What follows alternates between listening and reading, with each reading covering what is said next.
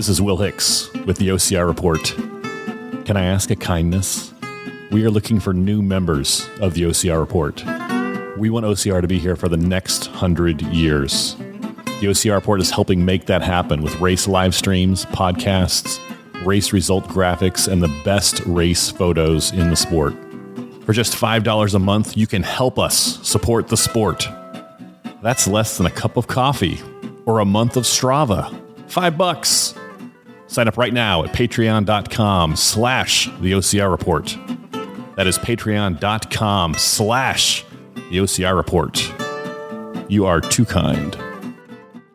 On today's episode, Chris Harris with Native X Race. Welcome to the OCR Report podcast. The OCR Report is the live stream home for the sport of obstacle course racing. Become a member at patreon.com/the OCR Report and help us ensure OCR is here for the next 100 years. My name is Will Hicks, and this is the OCR Report.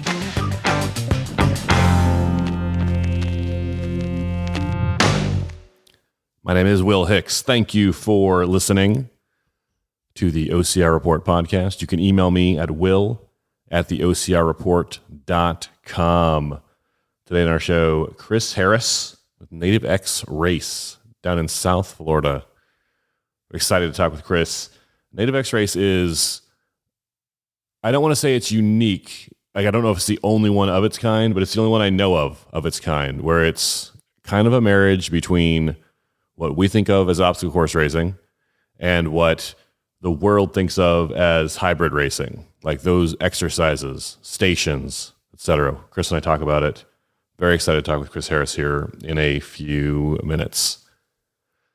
Before we talk with Chris, if you want more OCR podcast content, I want to plug a couple podcasts. Obstacle Running Adventures. Mike and Caitlin are the hosts. Mike Stefano, Caitlin Ritter.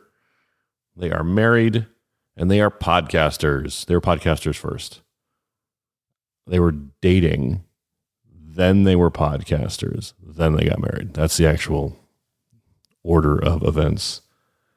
And then also Jason Dupree. Last episode, you might have heard Jason from OCR Talk, OCR Tech Talk. He's also our live stream guru. If you want to hear more from him, you can check out his podcast at OCR Talk, all on the OCR Report Network. Search for them in your favorite podcast players. Hey, so I did talk to Jason last episode, and I said, hey, leave a comment on Spotify, and I'll read it on the next episode. And someone did that. Check this out. Gregory, I'm butchering your name. I apologize. Your last name, Bonacorso. That's not even that hard. Gregory Bonacorso says, Jason, why not try and film the views on the way to the events? Then your face when you record the podcast on the way back. Then just edit so it's picture in picture. Best of both worlds. Greg's talking about Jason on his episode, talking about how he records the views as he's driving home from the race. And it kind of stresses me out because I'm afraid he's going to crash on a mountain somewhere. So Greg's got an idea for how Jason can do that. Gregory, I sent that text or that message to Jason. I haven't heard back from him yet, but check the comments on Spotify. He might answer you in the comments, actually. If you want to leave a comment for a episode, go to Spotify. Spotify now allows comments on individual episodes, and I will read those on a future podcast. Speaking of reading stuff on a future podcast, that's the wrong button. 5 stars. 5 stars. 5 stars. 5 stars. 5 stars. 5 stars. 5 stars. 5 stars. You can go to Apple Podcasts and leave a review for the show, and I will read it on a future episode. To do that, you can do it on your phone or your iOS device. Click the purple podcast button, scroll down, search for the OCR Report, click write a review, and I will read it on a future episode. Thank you. You are too kind. One last plug before we talk with Chris Harris. If you join the OCR Report on Patreon, you will get access to episodes commercial free. So I know there's commercials at the beginning of each episode. There's also a quick plug to join the Patreon at the beginning of each episode. And no one loves ads. Like, I mean, I get it. I watch TV, I watch football, listen to podcasts the same way as you do. So if you want to listen to episodes of the OCR Report commercial free, go to patreon.com/the OCR Report and become a member for as little as $5 a month. In addition to supporting the sport so that we are here, so that obstacle course racing is here for the next 100 years, you can also get access to episodes of the show commercial free. And that's pretty cool. So Chris Harris, Native X Race, it's this weekend. I think we talk about everything you need to hear about in the episode. So I don't want to steal any more thunder. It's time to talk with Chris Harris. Let's go to the phones. Chris Harris is the owner and race director of Native X Race in West Palm Beach, Florida. Chris, welcome to the show. Oh, thanks a lot, man. I appreciate it. Thanks for having me on. Chris, you've had your race since 2019. Tell me about the race. How did it get started? So we actually we started in 2019 as kind of like a traditional obstacle course race where you're out on a trail and there's obstacles out on the trail and you go through and do the race. We basically took over another race that was local that the people weren't running it anymore. So we rebranded and called it Native X and ran it for a couple years like that. And then, hybrid things were kind of getting onto the scene. I think around that time I had seen TMX, Tough Mudder X back in the day, which I loved. I loved their format. And nobody else was doing anything like that where you had like the obstacles mixed in with the functional fitness exercises. And so we kind of converted Native X to that style. So we put all of our obstacles and exercises in one field into little zones, 4 different zones, where people would complete the obstacles and exercises and then go run out on little interval loops. So we've been doing that for the last couple of years now. Okay. So before we were talking, I was on your website and I was looking at it's the obstacle rules, obstacle standards, obstacle and exercise standards. This is what it's called on your website. And it's like wall balls and, there's obstacles, obviously cargo nets and walls, but then like broad jump burpees. Like these are like, we think of like DECA or Hyrox, like functional fitness type exercises actually combined with a traditional obstacle course. Yeah, absolutely. So I'm a gym owner as well. I like to lift weights and do functional fitness, even though we're not a CrossFit gym, but I like to do some of those things. Some of the more like non-skill specific stuff, which is something I like about the DECAs and the Hyroxes too, or the Hyroxes also. But so we've implemented those or included them in our race. So I like to basically have, like I said, we have 4 zones. You'll get 2 exercises and 2 obstacles in each zone. So I think the obstacles keep it kind of fun. You get to climb walls, you get to do some rope climbs, you get to do some cargo nets, but then you're throwing in a set of deadlifts here in between those obstacles, which is kind of cool. So I think it's kind of for everybody. The way that we have it set up right now, which is kind of cool. We don't make the obstacles. The last race, I made one obstacle probably a little bit too hard. It felt kind of Battle Frog-ish or maybe Savage Race but I tried to bring that down just a notch on this next race. But yeah, I think it's something that everybody can do. You can have fun on the obstacles. You get some monkey bars in. Everybody likes to lift weights, pull a sled, push a sled, that type of stuff. So we've tried to bring it all together. I mean, I don't know if everyone likes to push a sled, but yeah. I mean, you might have some regrets later or in the moment, but afterwards, I guess you'll say that you enjoyed it. Tell me about race day. What are the distances? What can people expect when they show up? Yeah, so we have 2 different distances. We have a 2.5K and then a 5K. So on our 2.5K, we keep obviously the running shorter, the little running intervals shorter between our zones, but the weights are heavier. So this would be, I think, more to like that TMX style. You get a bigger athlete like a Hunter McIntyre, somebody who's like 6'1", 200 pounds, but can run. still pretty fast, but maybe they're not as much of an endurance athlete, they would take on that 2.5K distance race, and their deadlift is looking at 225. You're going to have to do 225 pounds, 20 reps of it. Your wall ball, instead of being 20 pounds, is going to be 30 pounds. So you're doing 50 reps of that. So a little bit heavier weights. And then that 5K, obviously the interval run is longer. And then we bring down the weights. Your deadlift is now 155 pounds for the guys. For the girls, it's 95 pounds. Same thing with the wall balls. You get 20-pound wall ball for the guys now, only 14 pounds for the girls. So yeah, it's for a slightly different frame body of athlete, which I think is really important. I know we've heard a little bit more recently about obstacle races declining in popularity and things like that, or maybe at least in attendance. But I think back in like the heyday, some of the bigger athletes had some advantages out on an obstacle race course because they could lift heavy. It might not have been a traditional functional fitness exercise, but we know that some of those double sandbag carries or the way that the bucket carry was, benefited a bigger athlete. I think in a lot of races out there right now, the smaller, typical, like your regular runner could come out and crush one of those courses. But it used to be that you also had to have a decent amount of strength training in those races, I felt like, as well. I think you mentioned TMX a second ago. I think TMX was like 5 years early, or maybe even like 8 years early. Yeah. Like if Tough Mudder came out with TMX right now, I think it would be far more successful than it was when they brought it out.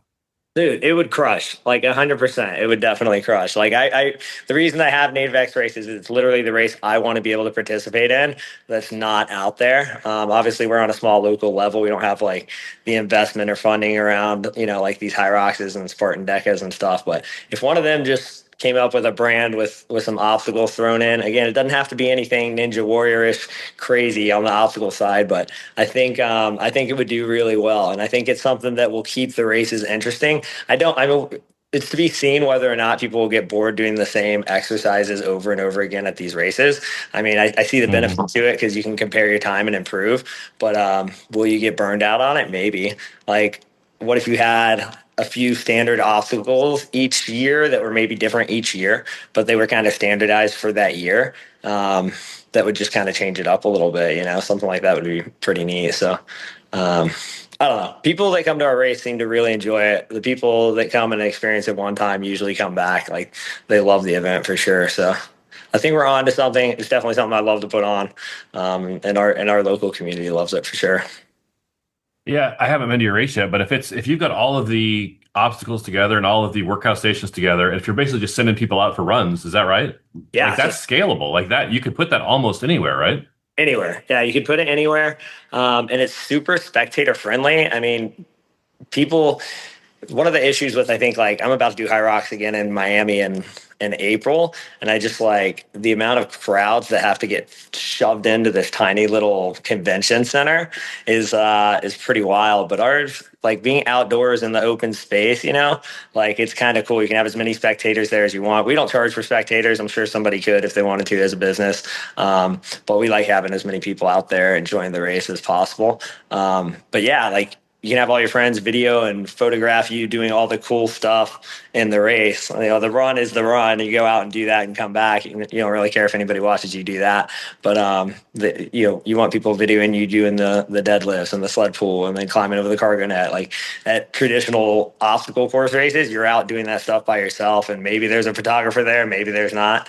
So you don't really get the cool footage like you do at our race. And we have a DJ right there too, so you get that kind of like Hyrox energy and an obstacle competition that, again, has weights to it. But Chris, I didn't think about it until you just said that, but your race would also lend itself well to live streaming and to broadcasting because all the action is easy to get to. Yeah, I've thought about doing that a couple of times where, like, even on like Friday night before the race, maybe we just do almost like a Hyrox is like Elite 15. You just do like an invite only, and you take some like big name athletes and they come out and we live stream that competition. I think it would be fun to watch. And I watched the old TMXs too. It's hard to find video of it now, but like when it was out, like I was excited to watch it, like watching Hunter McIntyre. And then I think Isaiah Vidal was another big one then. And then even some of the CrossFit athletes came in. What was his, I don't know. There's another big CrossFit athlete that actually came out and was doing it too. And I think they brought in some of the Ninja Warriors. The guy from Hawaii like came out and did that race too. But they were these bigger athletes that could, do the heavy stuff, but could also run pretty fast for a mile, because I think TMX was a mile race. So It's like we didn't know how good we had it at the time. dude, Jacob Hepner. That's who I was saying. Jacob Hepner was in TMX. Like that was fun to watch. Yeah. What do the finish times look like usually for the 2.5K or the 5K? Yeah, so the 2.5K is usually around like a 35-minute race. And then the 5K race, we have one of the best like obstacle racers locally who comes out and does it. So I can't really use his time because he just like crushes the thing. His name is That's all right. What? Alvaro Vasquez from Fit Zone. You probably know him. I think he has like the steeplechase record in his country. Like the guy's like super fast and badass. But he always comes and wins our 5K race. So I haven't seen anybody get close to beating him. But he puts down probably like almost close to the 5K time as the 2.5K time guys do. But usually, yeah, it's an extra 10 minutes for the 5K versus the 2.5K. So That's awesome. What does prizing look like? Awards, medals, finisher stuff? yeah, simple. We do well. We have trophies for everybody. We have a pretty badass looking little X medal, gold, silver, and bronze, which I like. They a little bit of cash for each one, 100, 75, 50. This year for all of the first place in the 2.5K and 5K, the male and female, for the 2.5K, male and female finishers, they're going to get a trip to a local, it's called Lakeside Cottages. So it's up here in Lake Placid. So they get 2 nights stay there, which is pretty cool. One of our sponsors is giving that to the winners. And then a couple of our other sponsors hand out some prizes as well. So. And then I saw you also have a doubles category for both distances. Yes. So we've only done doubles for the 2.5K previously, but I see that, doubles is killing it. It seems like for DECA and High Rocks. So we're doing it for our 5K as well. But yeah, for that, it's similar rules to both of those races, or at least to High Rocks, where you have to run together, but then you can split the obstacles and exercises. So I think that's a good. Sometimes I think people get scared of obstacles. They're like, obstacle course racing, I'm going to hurt myself. It's scary. I won't be able to do the obstacle. I think the doubles option kind of like gets people over that hump a little bit when you allow the one of the 2 athletes on the team to complete the exercise and the obstacle. So maybe you're a good runner, maybe you're not as strong, or maybe you can't climb as well. You can have your partner do that. So that's the way that we have the double set up. That's awesome. What does that look like do people like come out like with like, is it like one runner, one strong guy usually, or is it like someone brings their mom out, or like someone who's not? What do those doubles teams look like? Yeah, so previously it was only competitive doubles, so like it wasn't so much like a mom and their kid or something. But I think from what I've seen on registration so far, we're going to get more of that with the for fun doubles option now. So, but yeah, other than that, like the 2.5K.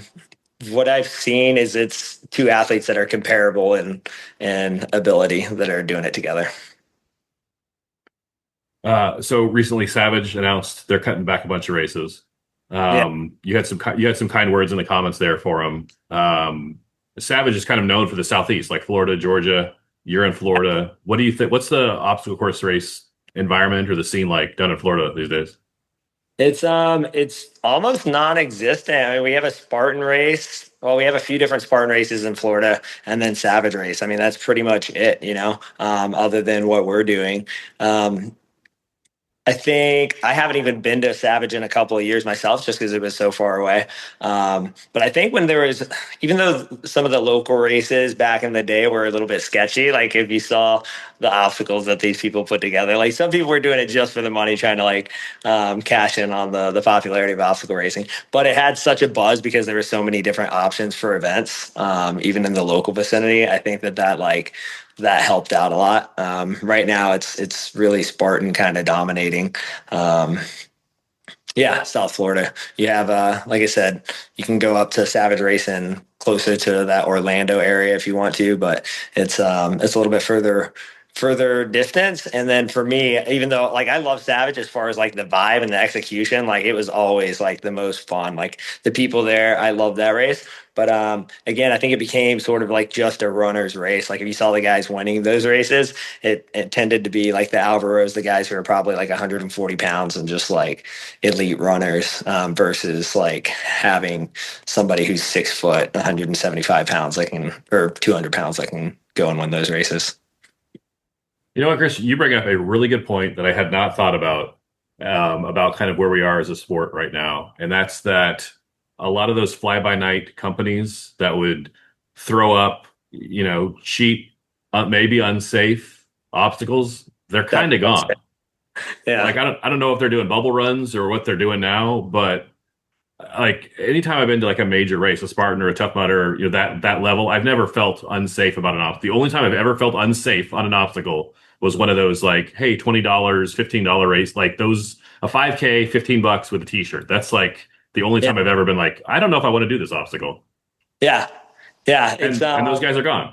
They're definitely gone, which like I said, it's good that it was very low quality. So it is probably good that some of those are gone, but it did have like another event that you could put on the calendar that's local each year that was different than just like a running competition. So I think in that way it might have helped a little bit. We do have one other one that's big down here. I did want to call them out, Soldier Rush, which is down in Parkland. They're a big non-profit event. They draw actually a much bigger crowd than we do. They're definitely a bigger brand. I think that they somehow got associated with Spartan too, because Spartan was saying if you signed up for Soldier Rush, you'd get like a free Spartan ticket. So I know Spartan's maybe helping to support some of these other events as well. So. But yeah, I do miss some of those smaller races. I do miss even the Battle Frogs and things like that. But yeah, some of those local smaller races were a little bit sketch, but they still were fun and added to the excitement of everything. Yeah, Battle Frog. That was I think they burned bright, but they burned fast. Oh, dude, it was so good. I used to love Battle Frog, man. It was that was pretty fun. Like as an elite. Like for the competitive side of it, not like elite, but the competitive side of it, like I don't know if there was a better race because they did a good job of mixing the heavy carries and the tough obstacles and the fun trail running and stuff. So that's kind of neat. I do wonder, like with the hybrid competitions, if there's going to be enough events to provide enough like options for people, because right now you don't really have a lot. I mean, you've got DECA, but like here in South Florida, I feel like there's one, maybe two big DECA events. Everything else is like local gym events. And I think I was looking for this year, and I think they don't have like an actual DECA event until like September or something. So it's hard to keep people, like as a gym owner, keep people motivated to train for that event when it's not even until September. The local gym events are kind of cool, right? To go and participate in a local DECA, but and then same thing with like Hyrox. We get one here in Florida a year, it seems like. So it's we definitely need more hybrid type of events or OCR events. I think more and more people want to do it. More and more people are lifting and running than ever before, I think. So we've got to get more hybrid events out there. I'd love to see like a small version of Hyrox. I know Hyrox probably isn't going to do it because like they're in their lane and sticking to it, it seems like. But if there was like a 5K version of Hyrox out there, I think that would hit like really hard, something that would be, maybe you cap the number of participants so that it's easily like repeatable in a lot of different areas. But I think ours is good, obviously, like it's definitely repeatable as well, or scalable like you said. But the setup on like a Hyrox, like a smaller version of it, would not be intense at all, and it's something that would attract a lot of people. I would still like to change some of the exercises. I love deadlifts, so I want to see deadlifts in a race, but we have them in our race. But yeah, some sort of 5K version that's almost like, like Warrior Dash was to like a Tough Mudder at some point. Like people weren't afraid to jump into Warrior Dash, but they were too scared maybe to take on Tough Mudder for the first time. So it's like this entry level event. Like if Hyrox has something like that too, I think they could get, have even more growth, so we'll see. You said you have a gym. You want to shout your gym out? Like tell people where else I can go? It's Nomad Fitness, nomadmobilefitness.com. We actually started outdoors, and so we're an indoor gym now, but that's where the Nomad name came from. But yeah, we do strength and conditioning classes. Everything's class-based. We're we're always looking for events to train for. So, initially that's when we started our own. The opportunity was there and we kind of took it. So, but yeah, now we're here in Royal Palm Beach. We're got a lot of people signing up for events. Like, we love doing what we do. Definitely living this whole fitness lifestyle, What does the future look like for Native X Race a couple years from now, 5 years from now? Man, I'd like to see it. Obviously just continued growth locally, but just because I am busy, like we run our gym, we run a nonprofit flag football league that's like really big. My wife is a flag football coach in college, right? So she's coaching one of the best teams in the nation, and that's just blowing up too. So we're kind of like pulled all different of angles, but I'd love to see somebody like, I don't know if Sam Abbott and Savage Race are looking for other options, but if they wanted to invest in something like what we're doing, I'd love to partner up with them and see it in another location, That's awesome. The website is nativexrace.com. You can sign up today. Chris, what else should we tell the people before we go? The hybrid scene's blowing up. I think it sometimes gets a little rudimentary or a little bit of, the same exercises all the time. If you want to have some fun, come out to Native X. We'll climb some walls. We'll touch some grass. We're outside. If you don't like to be in everybody's sweat and breathe the same stuffy air, if you want to get some sunshine, get some grass, climb some walls, climb some ropes, while you push some sleds and pull some sleds and do some deadlifts and wall balls, come check us out for sure. You definitely won't be disappointed. Like I said, everybody wants to come back after they've done our race for sure. Plus you get a shirt at our race. Not all the races, not these hybrid races don't seem to be doing that anymore. We get a medal, we get trophies, no flags. So we're pretty, come check us out for sure. Chris Harris, thanks much. I appreciate it. Thanks, Will. Special thanks to Chris Harris for appearing on this episode. Well done, Chris. Good luck with Native X Racing this weekend. If you want to find out who wins the race this weekend, go to Instagram at the OCR Report. We'll have race results from Native X Race. Also from Spartan San Diego this weekend. Congratulations to everyone who was running out there. Kicking off the season this weekend, next to last weekend of January, maybe the last full weekend in January. Not sure when February's creeping up. Can you believe that January is already basically over? We just started 2026. I'm still riding 2025 on all of my milk cartons that I open. Chris and I talked a bit about hybrid / OCR. What do you think the future of OCR is? And hybrid racing? Are they going to be married in the future? Are they going to diverge? They kind of started at the same spot, right? Spartan had a lot to do with Odeka. Hyrox kind of doing their own thing. Where is OCR and hybrid in the next 5 years, 10 years, 20 years? Let me know. Shoot me an email, will@theocrreport.com. I may read it on a future episode, will@theocrreport.com. Paul, I should have mentioned it at the open of the episode. Paul Massey, new member of the OCR Report. Paul, welcome to the Cool Kids Club. Glad to have you.